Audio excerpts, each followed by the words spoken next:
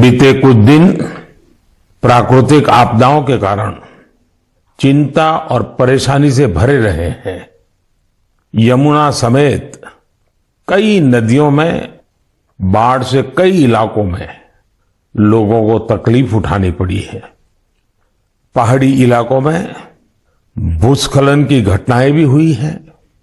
इसी दौरान देश के पश्चिमी हिस्से में कुछ समय पूर्व गुजरात के इलाकों में बिपरजॉय साइक्लोन भी आया। लेकिन साथियों, इन आपदाओं के बीच हम सब देशवासियों ने फिर दिखाया है कि सामूहिक प्रयास की ताकत क्या होती है। स्थानीय लोगों ने, हमारे एनडीआरएफ के जवानों ने, स्थानीय प्रशासन के लोगों ने दिन रात लगाकर ऐसी आपदाओं का मुकाबला किया है। किसी भी आपदा से निपटने में हमारे सामर्थ्य और संसाधनों की भूमिका बड़ी होती है, लेकिन इसके साथ ही हमारी संवेदनशीलता और एक दूसरे का हाथ थामने की भावना उतनी ही अहम होती है। सर्वजन हिताय की यही भावना भारत की पहचान भी है और भारत की ताकत भी है।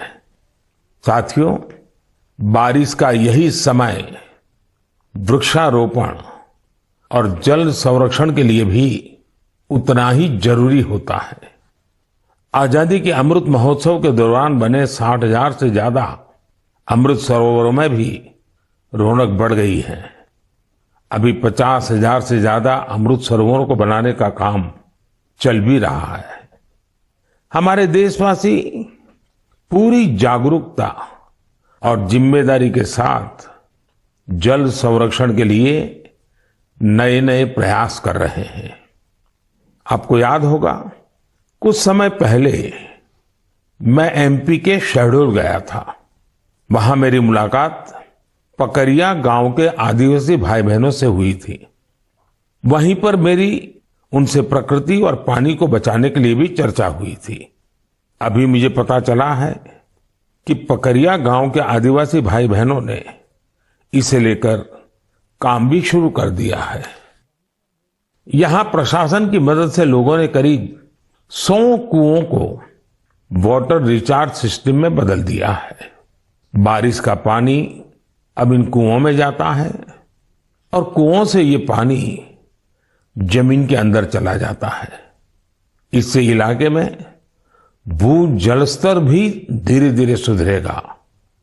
अब सभी गांव वालों ने पूरे क्षेत्र के करीब करीब 800 कुएं को रिचार्ज के लिए उपयोग में लाने का लक्ष्य बनाया है।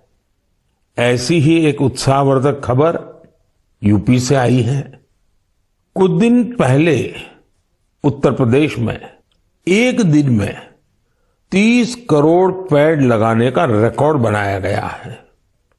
इस अभियान की शुरुआत राज्य सरकार ने की, उसे पूरा वहां के लोगों ने किया। ऐसे प्रयास जन भागीदारी के साथ साथ जन जागरण के भी बड़े उदाहरण है। मैं चाहूंगा कि हम सब भी पेड़ लगाने और पानी बचाने के इन प्रयासों का हिस्सा बने। मेरे प्यारे देशवासियों, इस समय सावन का पवित्र महीना चल रहा है। सदाशिव महादेव की साधना आराधना के साथ ही सावन हरियाली और खुशियों से जुड़ा होता है। इसलिए सावन का आध्यात्मिक के साथ ही सांस्कृतिक दृष्टिकोण से भी बहुत महत्व रहा है। सावन के झूले, सावन की मेहंदी, सावन के उत्सव, यानी सावन का मतलब ही आनंद और उल्लास होता है।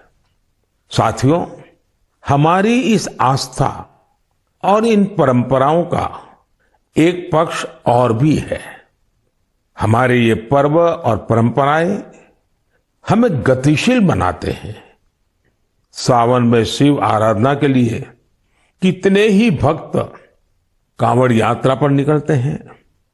सावन की वजह से इन दिनों 12 ज्योतिर्लिंगों में भी खूब श्रद्धालु पहुंच रहे हैं। आपको ये जानकर भी अच्छा लगेगा कि बनारस पहुंचने वाले लोगों की संख्या भी रिकॉर्ड तोड़ रही है। अब काशी में हर साल 10 करोड़ से भी ज्यादा पर्यटक पहुंच रहे हैं। अयोध्या, मथुरा, उज्जैन जैसे तीर्थों पर आने वाले श्रद्धालुओं की संख्या भी तेजी से बढ़ रही है। इससे लाखों गरीबों को रोजगार मिल रहा है, उनका जीवन यापन हो रहा है। ये सब हमारे सांस्कृतिक जन जागरण का परिणाम है। इसके दर्शन के लिए अब तो पूरी दुनिया से लोग हमारे तीर्थों में आ रहे हैं। मुझे ऐसे ही 2 अमेरिकन दोस्तों के बारे में पता चला है जो कैलिफोर्निया से यहां अमरनाथ यात्रा करने आए थे। इन विदेशी मेहमानों ने अमरनाथ यात्रा से जुड़े स्वामी विवेकानंद के अनुभवों के बारे में कहीं सुना था। उससे उन्हें इतनी प्रेरणा मिली कि खुद भी अमरनाथ यात्रा करने आ गए। ये इसे भगवान भोलेनाथ का आशीर्वाद मानते हैं। यही भारत की खासियत है कि सबको अपनाता है, सबको कुछ न कुछ देता है। ऐसी ही एक फ्रेंच मूल की महिला है शार्लोट शोपा। बीते दिनों जब मैं फ्रांस गया था तो इनसे मेरी मुलाकात हुई थी। शार्लोट शोपा एक योगा प्रैक्टिशनर है, योगा टीचर है और उनकी उम्र 100 साल से भी ज्यादा है। वो सेंचुरी पार कर चुकी है। वो पिछले 40 साल से योग प्रैक्टिस कर रही हैं। वो अपने स्वास्थ्य और 100 साल की इस आयु का श्रेय योग को ही देती हैं। वो दुनिया में भारत के योग विज्ञान और इसकी ताकत का एक प्रमुख चेहरा बन गई है। इनसे हर किसी को सीखना चाहिए। हम न केवल अपनी विरासत को अंगीकार करें, बल्कि उसे जिम्मेदारी के साथ विश्व के सामने प्रस्तुत भी करें। और मुझे खुशी है कि ऐसा ही एक प्रयास इन दिनों उज्जैन में चल रहा है। यहां देश भर के 18 चित्रकार पुराणों पर आधारित आकर्षक चित्र कथाएं बना रहे हैं। ये चित्र बूंदी शैली, नाथद्वारा शैली, पहाड़ी शैली और अपभ्रंश शैली जैसी कई विशिष्ट शैलियों में बनेंगे। इन्हें उज्जैन के त्रिवेणी संग्रहालय में प्रदर्शित किया जाएगा। यानी कुछ समय बाद जब आप उज्जैन जाएंगे तो महाकाल महालोक के साथ साथ एक और दिव्य स्थान के आप दर्शन कर सकेंगे। साथियों, उज्जैन में बन रही इन पेंटिंग्स की बात करते हुए मुझे एक और अनोखी पेंटिंग की याद आ गई है। ये पेंटिंग राजकोट के एक आर्टिस्ट प्रभात सिंह मोडभाई बरहाट जी ने बनाई थी। ये पेंटिंग छत्रपति वीर शिवाजी महाराज के जीवन के एक प्रसंग पर आधारित थी। आर्टिस्ट प्रभात भाई ने दर्शाया था कि छत्रपति शिवाजी महाराज राज्याभिषेक के बाद अपनी कुलदेवी तुलजा माता के दर्शन करने जा रहे थे, तो उस समय क्या माहौल था। अपनी परंपराओं, अपनी धरोहरों को जीवंत रखने के लिए हमें उन्हें सहेजना होता है, उन्हें जीना होता है, उन्हें अगली पीढ़ी को सिखाना होता है।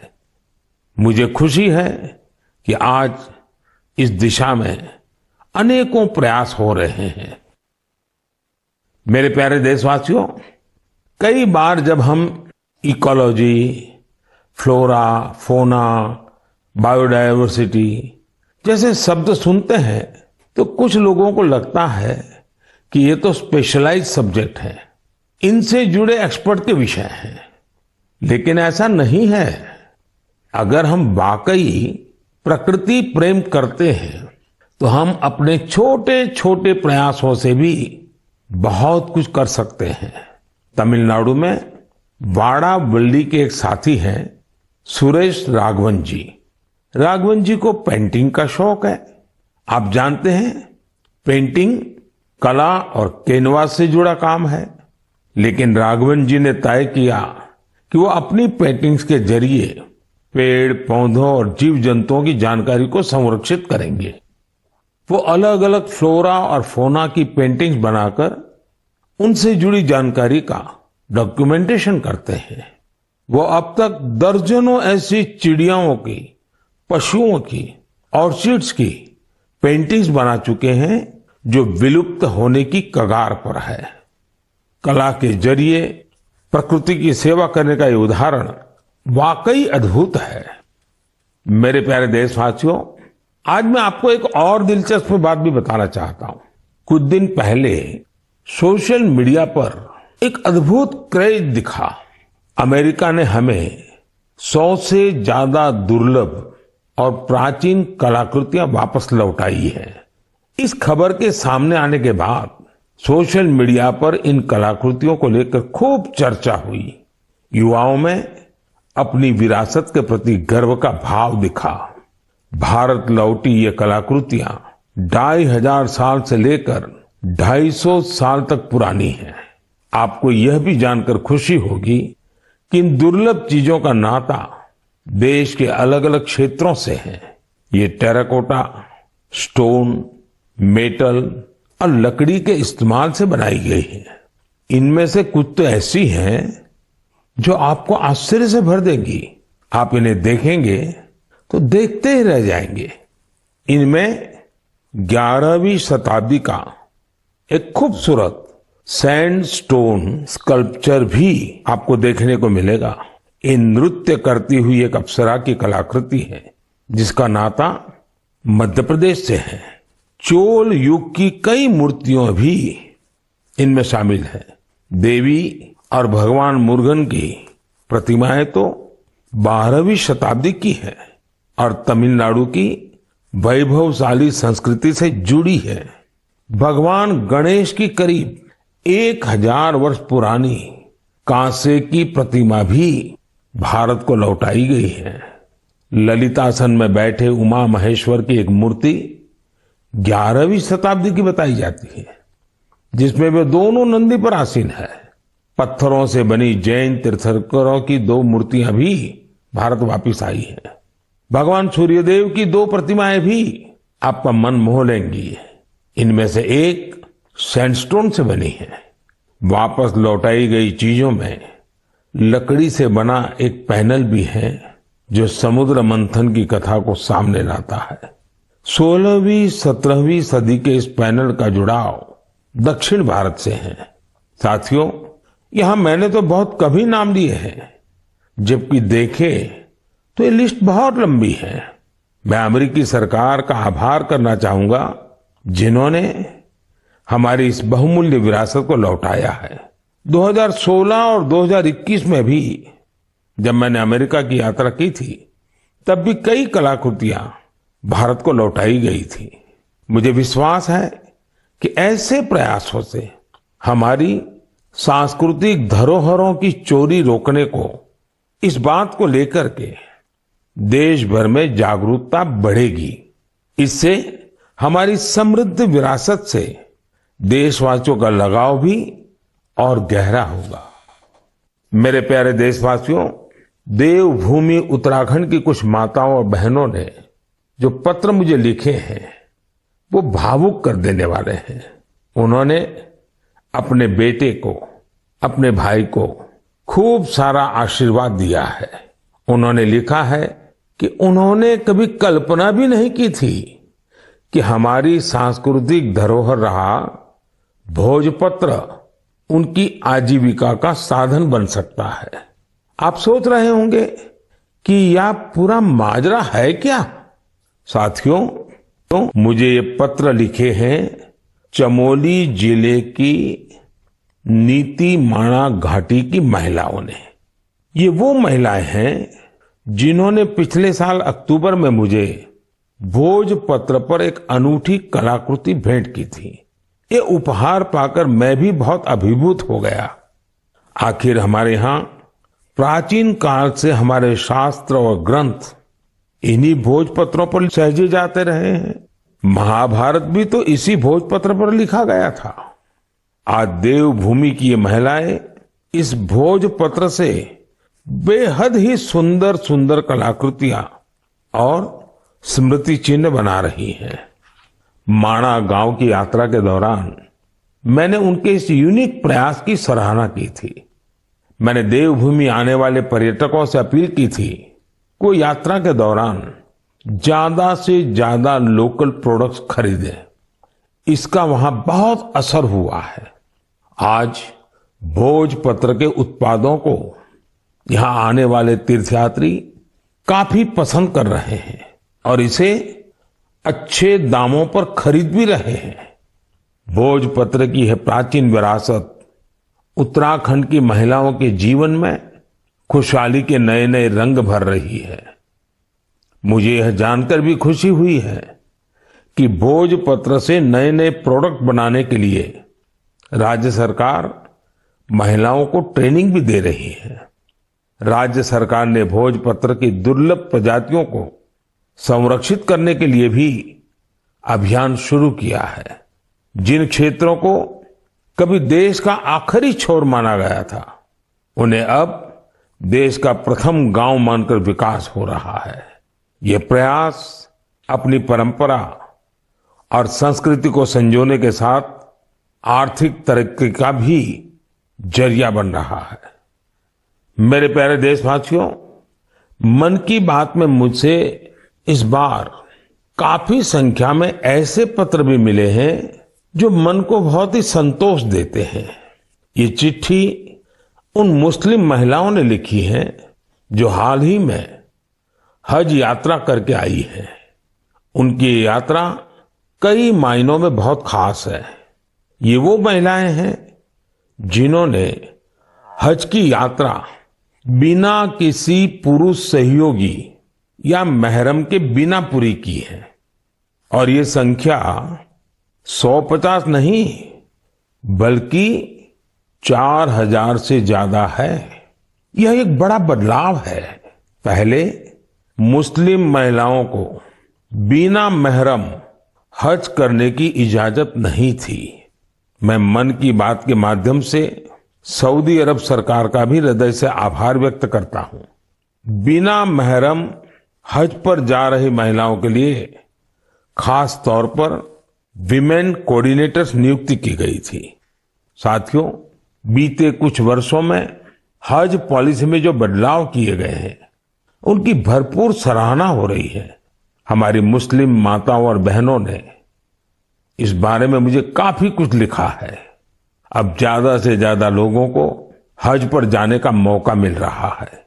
हज यात्रा से लौटे लोगों ने, विशेषकर हमारी माताओं बहनों ने चिट्ठी लिखकर जो आशीर्वाद दिया है, वो अपने आप में बहुत प्रेरक है। मेरे प्यारे देशवासियों, जम्मू कश्मीर में म्यूजिकल नाइट्स हो, हाई एल्टीट्यूड में बाइक रैलीज हो, चंडीगढ़ के लोकल क्लब हो और पंजाब में ढेर सारे स्पोर्ट्स ग्रुप्स हो, ये सुनकर लगता है एंटरटेनमेंट की बात हो रही है, एडवेंचर की बात हो रही है। लेकिन बात कुछ और है। ये आयोजन एक कॉमन कॉज से भी जुड़ा हुआ है और ये कॉमन कॉज है ड्रग्स के खिलाफ जागरूकता अभियान। जम्मू कश्मीर के युवाओं को ड्रग्स से बचाने के लिए कई इनोवेटिव प्रयास देखने को मिले हैं। यहां म्यूजिकल नाइट, बाइक रैली जैसे कार्यक्रम हो रहे हैं। चंडीगढ़ में इस मैसेज को स्प्रेड करने के लिए लोकल क्लब्स को इससे जोड़ा गया है। वे इन्हें वादा क्लब्स कहते हैं। वादा यानी victory against drugs abuse. Punjab में कई स्पोर्ट्स ग्रुप भी बनाए गए हैं जो फिटनेस पर ध्यान देने और नशा मुक्ति के लिए अवेयरनेस कैंपेन चला रहे हैं। नशे के खिलाफ अभियान में युवाओं की बढ़ती भागीदारी बहुत उत्साह बढ़ाने वाली है। ये प्रयास भारत में नशे के खिलाफ अभियान को बहुत ताकत देते हैं। हमें देश की भावी पीढ़ियों को बचाना है तो उन्हें ड्रग्स से दूर रखना ही होगा। इसी सोच के साथ 15 अगस्त 2020 को नशा मुक्त भारत अभियान की शुरुआत की गई थी। इस अभियान से 11 करोड़ से ज्यादा लोगों को जोड़ा गया है। 2 हफ्ते पहले ही भारत ने ड्रग्स के खिलाफ बहुत बड़ी कार्रवाई की है। ड्रग्स की करीब 1.5 लाख किलो की खेप को जब्त करने के बाद उसे नष्ट कर दिया गया है। भारत ने 10 लाख किलो ड्रग्स को नष्ट करने का अनोखा रिकॉर्ड भी बनाया है। इन ड्रग्स की कीमत 12,000 करोड़ रुपए से भी ज्यादा थी।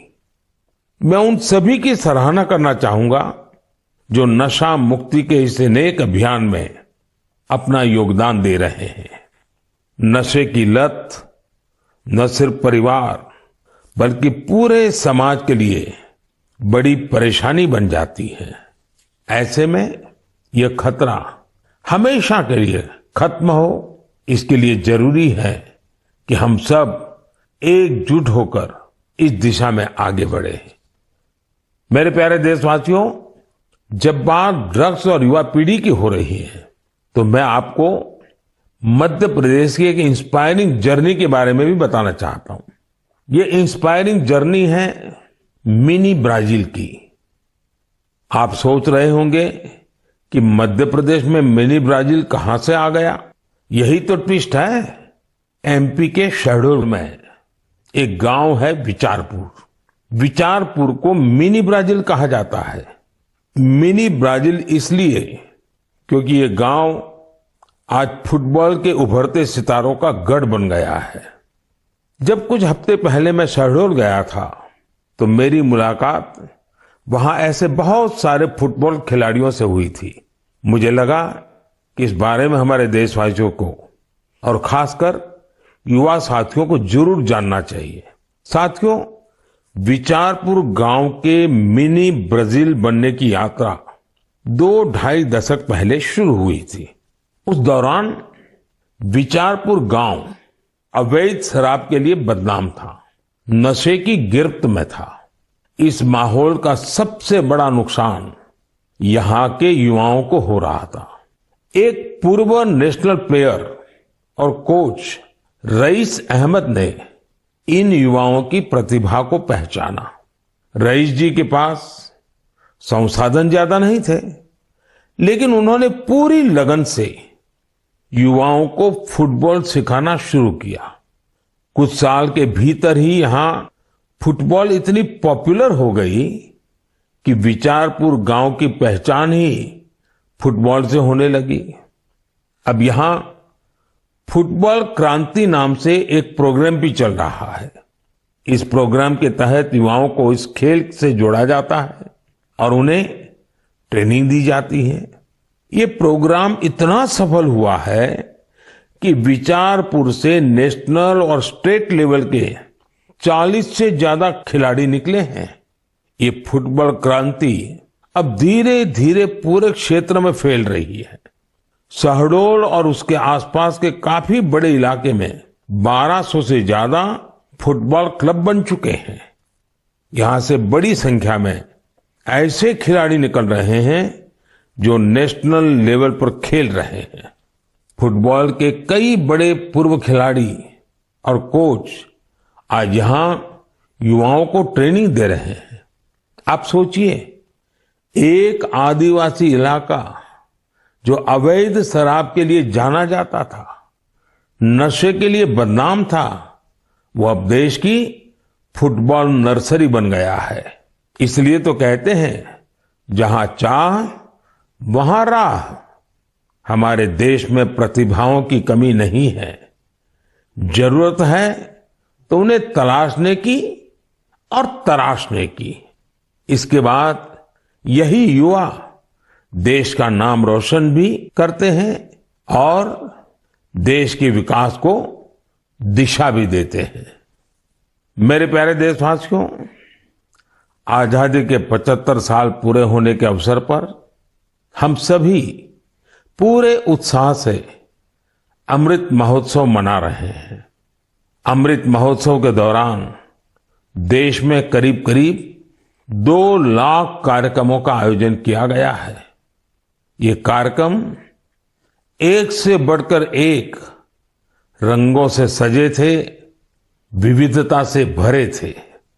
इन आयोजनों की एक खूबसूरती ये भी रही कि इनमें रिकॉर्ड संख्या में युवाओं ने हिस्सा लिया। इस दौरान हमारे युवाओं को देश की महान विभूतियों के बारे में बहुत कुछ जानने को मिला। पहले कुछ महीनों की ही बात करें तो जन भागीदारी से जुड़े कई दिलचस्प कार्यक्रम देखने को मिले। ऐसा ही एक कार्यक्रम था दिव्यांग लेखकों के लिए राइटर मीट का आयोजन। इसमें रिकॉर्ड संख्या में लोगों की सहभागिता देखी गई। वहीं आंध्र प्रदेश के तिरुपति में राष्ट्रीय संस्कृत सम्मेलन का आयोजन हुआ। हम सभी जानते हैं कि हमारे इतिहास में किलों का, फोर्ट्स का कितना महत्व रहा है। इसी को दर्शाने वाली एक कैंपेन किले और कहानियां यानी फोर्ट से जुड़ी कहानियां भी लोगों को खूब पसंद आई। साथियों, आज जब देश में चारों तरफ अमृत महोत्सव की गूंज है, 15 अगस्त पास ही है, तो देश में एक और बड़े अभियान की शुरुआत होने जा रही है। शहीद वीर वीरांगनाओं को सम्मान देने के लिए मेरी माटी मेरा देश अभियान शुरू होगा। इसके तहत देश भर में हमारे अमर बलिदानियों की स्मृति में अनेक कार्यक्रम आयोजित होंगे। इन विभूतियों की स्मृति में देश की लाखों ग्राम पंचायतों में विशेष शिलालेख भी स्थापित किए जाएंगे। इस अभियान के तहत देश भर में अमृत कलश यात्रा भी निकाली जाएगी। देश के गांव-गांव से, कोने-कोने से 7500 कलशों में मिट्टी लेकर ये अमृत कलश यात्रा देश की राजधानी दिल्ली पहुंचेगी। ये यात्रा अपने साथ देश के अलग अलग हिस्सों से पौधे लेकर भी आएगी। 7500 कलश में आई माटी और पौधों से मिलाकर फिर नेशनल वॉर मेमोरियल के समीप अमृत वाटिका का निर्माण किया जाएगा। ये अमृत वाटिका एक भारत श्रेष्ठ भारत का भी बहुत ही भव्य प्रतीक बनेगी। मैंने पिछले साल लाल किले से अगले 25 वर्षों के अमृतकाल के लिए पंच प्राण की बात की थी। मेरी माटी मेरा देश अभियान में हिस्सा लेकर हम इन पंच प्राणों को पूरा करने की शपथ भी लेंगे। आप सभी देश की पवित्र मिट्टी को हाथ में लेकर शपथ लेते हुए अपनी सेल्फी को yuva.gov.in पर जरूर अपलोड करें। पिछले वर्ष स्वतंत्रता दिवस के अवसर पर हर घर तिरंगा अभियान के लिए जैसा पूरा देश एक साथ आया था, वैसे ही हमें इस बार भी फिर से हर घर तिरंगा फहराना है और इस परंपरा को लगातार आगे बढ़ाना है।